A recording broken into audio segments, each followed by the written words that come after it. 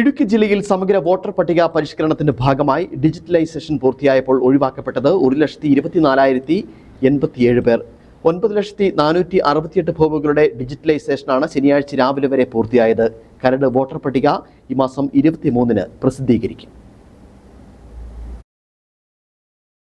നിയോജക മണ്ഡല തലത്തിൽ ഒഴിവാക്കപ്പെട്ട കണക്കുകൾ ഇങ്ങനെയാണ്. ദേവികുളം 31,536, ഉടുമ്പൻചോല 24,492, തൊടുപുഴ 16,278, ഇടുക്കി 25,150, പീരുമേട് 26,631.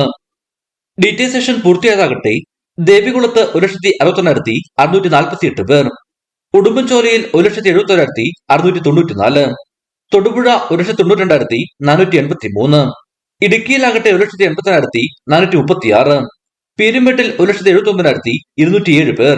മരിച്ചവർ, സ്ഥലം മാറിപ്പോയവർ, കണ്ടെത്താൻ കഴിയാത്തവർ എന്നിവയുടെ അടിസ്ഥാനത്തിലാണ് ഇത്രയധികം പേർ ഒഴിവായത്. വോട്ടർമാർക്ക് ആക്ഷേപമുണ്ടെങ്കിൽ അതത് പ്രദേശങ്ങളിലെ BLOമാരെ സമീപിക്കാം. കരട് വോട്ടർ പട്ടിക 23-ന് പ്രസിദ്ധീകരിക്കും. ഇടുക്കി വിഷൻ, കുമളി.